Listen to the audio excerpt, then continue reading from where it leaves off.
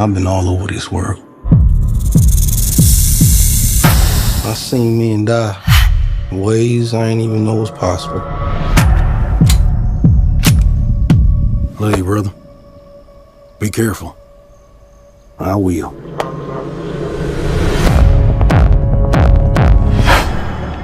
With all the things that I've seen,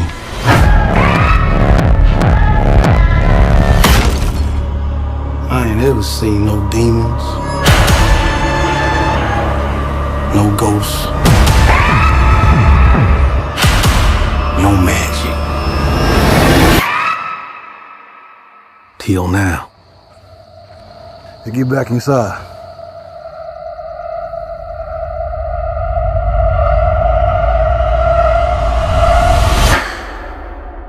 Let me in, man. There's some weird shit going on out here. You keep dancing with the devil.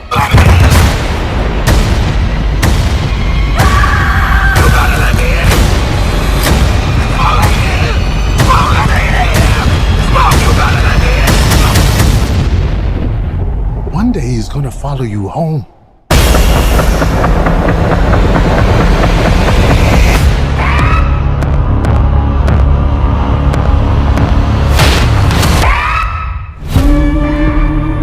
We've been gone a long time. We back now. You twins? Nah, we cousins. There are legends of people with the gift of making music so true. It can conjure spirits from the past and the future. This gift can bring fame and fortune. Will somebody take me in your eyes? But it also can pierce the veil between life and death. Listen here. This ain't no house party. Shit. Y'all ready to drink? Y'all ready to sweat till y'all stink? You want some? You keep dancing with the devil. Careful, boy. You gonna bite off more than you can chew. One day he's gonna follow you home. We got us a problem, y'all. What the hell going on? Oh, we heard tale of a party. This world already left you for dead. I can save you from your fate. You don't need no saving. Yes, you do. And you are? I am your way out. Don't cry. It's all better now. Yes, I lied to you. I don't believe in magic. Ghosts, demons. Just power. Somebody please take me.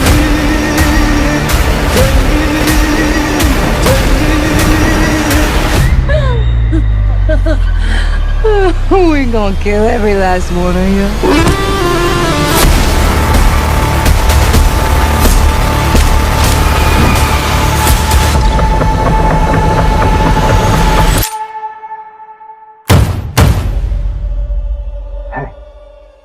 I ain't mean to scare you.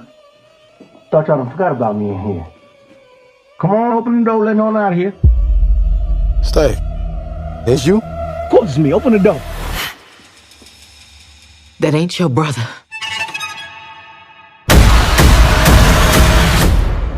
Lied to you.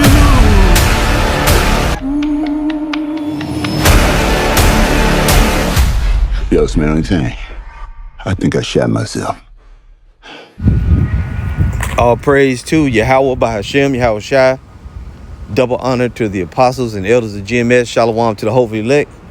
All right, this video is going to be a movie review for the movie Sinners, okay, which stars Michael B. Jordan is the main guy in the movie. Now, I don't usually do movie reviews a whole lot. Every now and again, when it's something that's out, I will do a movie review. In the beginning, I put a trailer, 2 trailers, in back to back, and I'll just tell you what I saw in the movie. It had some what's the word called? Some allegorical. It seemed like to me the whole movie was a gigantic allegory, right? We actually went and saw it last night. Me and the wife went and saw it. 720 show. So anyway, it reminded me somewhat of the movie Django, not really because it wasn't focused on slavery. I think it was more focused on the time of sharecropping. It was sharecropping.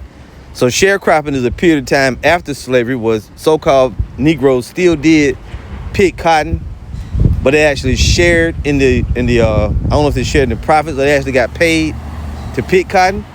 My family, my grandparents, and my dad as a little kid even today, he was, my grandparents, which they had, how many sons? They had 3 sons, 5 daughters, and themselves. So they would wake them up early in the morning as kids, and they was sharecroppers. In my own family, that's just a generation away. So my dad now is, he's 73, roundabout.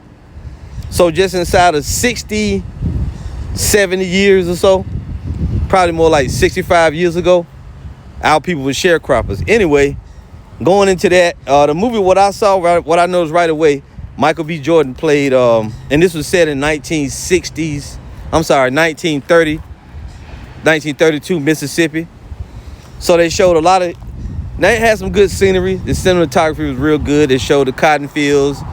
You had a lot of black people. You had some that we so-called free, but you had others that was in the chain gang and still picking the cotton, doing all of that.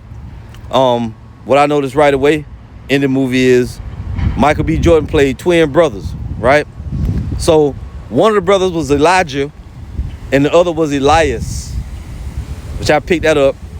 So when you read in the scriptures, the prophet Elijah is called Elijah in the Old Testament. In the New Testament, when the Savior talked about him, his name is Elias. So I picked that up from hearing their names being called. Also, it was allegorical because it's a vampire movie. I'll just tell you right out. Now, the weird thing is that the so-called black people, they was just hard workers trying to make their way. Then you had the Edomites was KKK members, right? And then the regular white people, I'll say, was KKK members. And you also had some Chinese, a Chinese couple, and they hung with the black people. They had stores, they was merchants, but they stuck more with the black people. And there was even the scene where the Chinese people was calling the white man the white devils. And I noticed that they had the Chinese people looking more brown than anything. And they had this one chick who was mixed, so-called mixed. Now the vampires, oddly enough, the main vampire was Irish. And there's one scene in there where they was doing the Irish jig. And what the Irish vampire was doing, he was trying to make the black people, he was trying to turn them into vampires. But how he was doing it, he was telling them that he was he said that y'all don't know that y'all need to be saved. He said, because you don't have nothing here. These white people, all they're gonna do is what they always done. That's pretty much the emphasis. He said, they're gonna always do what they done, which is just set you up to kill you and to rob you and to murder you like that. So the Irish vampire was trying to get across to them, I'm a save y'all and we can be together forever. So what he's gonna do is turn them into vampires so that and he figured they would live forever, right? So it was a powerful scene where they showed the Irish vampires, but they had to be invited to be able to come in, okay? They couldn't just come into the juke joint. They had to be invited. It's a lock if I'm rambling. I'm just telling you. This is a different kind of video. But the powerful scene to me was when, that one vampire, which they never gave his name, he had turned a lot of people, a lot of black people, damn near the whole juke joint, he had already turned them into vampires. And once they become a vampire, you share the same memories. So he would say, this vampire would tell him, also too, there was a thing with music, powerful, allegorically speaking, as far as music was concerned.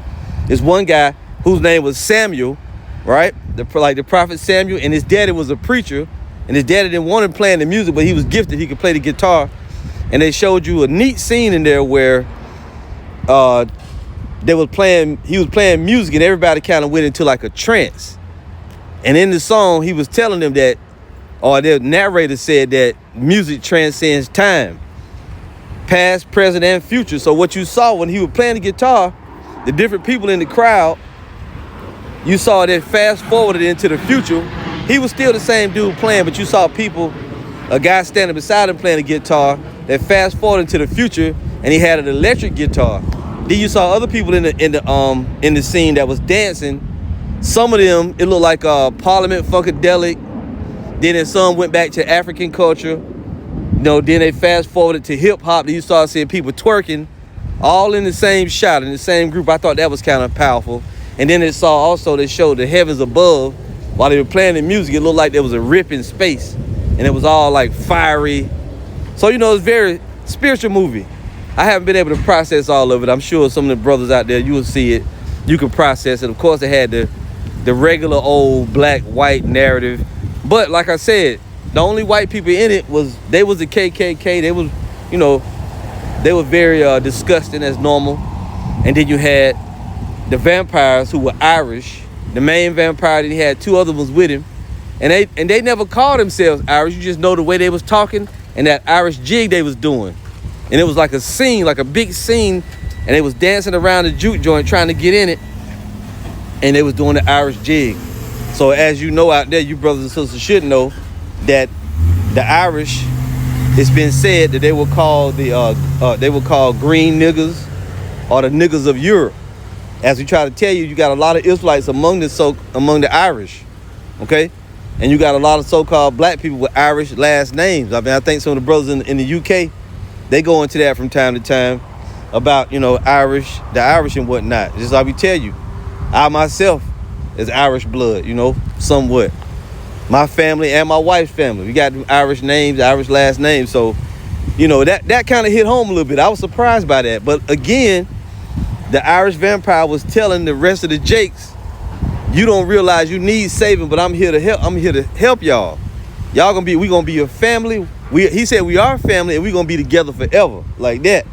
But of course it didn't turn out that way. So, you know, that's just some stuff that I saw. Of course they had the black lady doing voodoo and shit. Oh, one real spiritual scene too was right here. They showing it right there.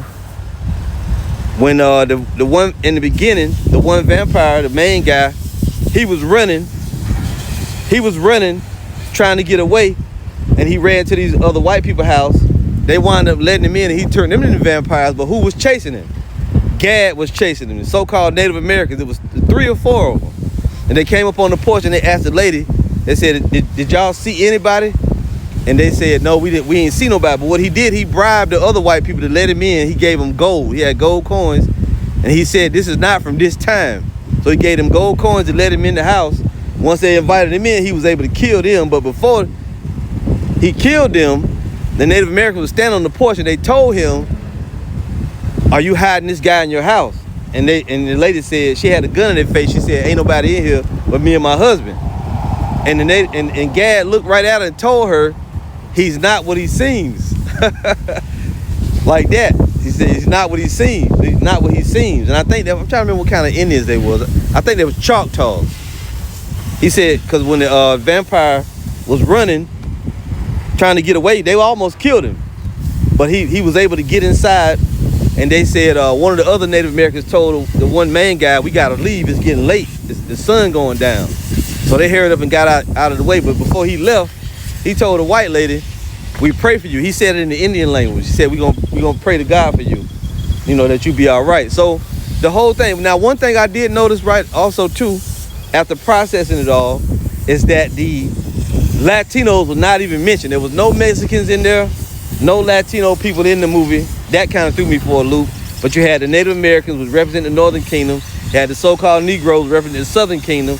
Then you also had the Israelite foreigners, which was the Irish vampires, which they was against. They wasn't with the regular white people. Then you had the regular white people who represented the Edomites. They was KKK members. And then you had, of course, the black lady that was, she was something like a witch. And she was telling them what to do in order to kill these vampires. The dark-skinned lady. I forget her name. Her right there that just showed. But she was on, you know. Then you had Delroy Lindo, which he really, in my opinion, he stole the show. West Indian Archer from the Malcolm X movie, he stole the show. He was really good in the movie, but Michael B. Jordan played a good role too.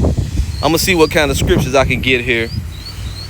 All right, just bear with me here momentarily. So at the end of the day, the whole movie was a big allegory. I can't really process what it's all about. They got videos and shit on the internet telling you, you know, what it was about. You know, telling you what the deeper story behind it all. I'm seeing something heavy with, but they definitely put that Irish theme in there. As far as the vampires are concerned, you know that when the so-called Negroes came over here in slavery, you seen it in the movie 12 Years a Slave, that the Irish were indentured servants, which they were also slaves too, but they was actually free and they was getting paid. You know, indentured servant. Matter of fact, let's look up indentured servant. Let's do that. And there's history on that. So we're closely related, so-called Negroes, whether you believe it or not, whether you want to believe it or not. A lot of you Irish people out there, you're very closely related to so-called Negroes. But whatever, you ain't gonna admit it, and we don't give a shit. That's why we tell you we're not stuck on color. Because we know that a lot of our people are in England and Scotland and all over there in Europe, even in the UK, even in Britain, Portugal, right? We all over there in Spain, all of that. Italy. So it's a very deep history with so-called Negroes, man. Define indentured servant. See what it says. An indentured servant is someone who agrees to work for a specified or for a specific period, usually without pay or with minimal pay, in exchange for something like transportation, lodging, or debt being forgiven. And in a lot of cases, sometimes the overseers of a plantation would employ indentured servants, you know, to look over their niggers or Negroes, right? Which were the Israelites. But we know again that, you know, you had during the Dark Ages, our people was all over there in Europe, man, all over there in Europe. Okay, so a lot of you people that see the indentured servants, they had it a little bit better because they did appear to be so-called white on the outside, but your average white man from London or, you know, from Poland or Switzerland or Germany, they look down on the Irish. Like I said, they call them green niggas or niggas of Europe. Okay, let me just read here Deuteronomy 28:64. And this is what it says. It says, and the Lord shall scatter thee among all people, from the one end of the earth even unto the other, and there thou shalt serve other gods. So we as the Israelites have been scattered among every people. And as we tell you, in these last days, you're going to be really surprised at the people that come forth that want to follow the gospel, that want to be in the camps, that want to be a part of the truth. You're going to be surprised. You got to stop judging on that damn lens of black, white, you know, being that basic. Now, I ain't saying that because of this movie. This is something we've been telling y'all. But I'm telling you that it's known out there in the world, among Hollywood and among the scholars and everybody, they know how closely related Irish people are to so-called Negroes, okay? Matter of fact, I'll say Europeans in general, because you Jakes, you lean close to Africa, but our people, we have more people in Europe than we damn near had in Africa, even though we got a lot of people in Africa too. You got a lot of Negroes or people that go back to the tribes that's over there in Europe, and they don't look like your average Negro. They even had one lady that was in there, she was sweet on one of the brothers. I think she's what's that chick name, man? I can't remember her name. She married to she engaged to one of the football players. She engaged to Josh Allen that played for the Buffalo Bills. Haley Steinfeld is her name.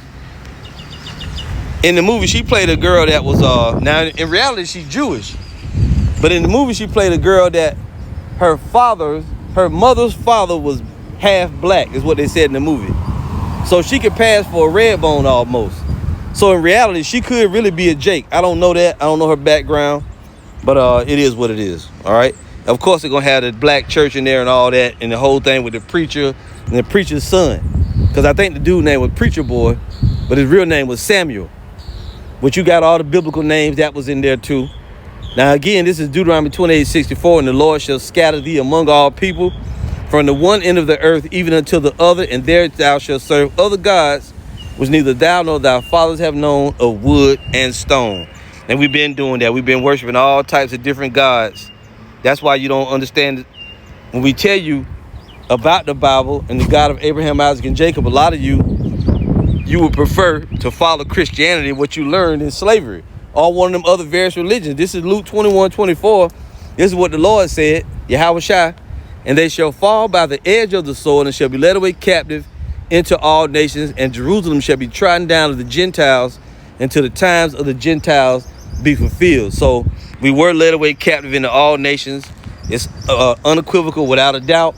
There's a lot in this movie in regards to the Irish, you know. That's Haley Steinfeld right there they just showed. It's a lot. Of course, it was adultery, witchcraft, fornication, all kind of shit in there, right? But at the end of the day, I say the movie was entertaining. It wasn't as good as I thought it would be, but it was entertaining. Anyway, that's all I got. I gotta go. But I would check it out. Every brother should probably see it, and you'll see something different in it. Okay? If you've seen it, let me know on the comment board what you saw in it. Biblical stuff I'm talking about. I ain't talking about, you know, things that can be related to the truth. You know what I mean? Anyway, all praise to Yahweh Bahashem, Yahweh Shai. Shalom.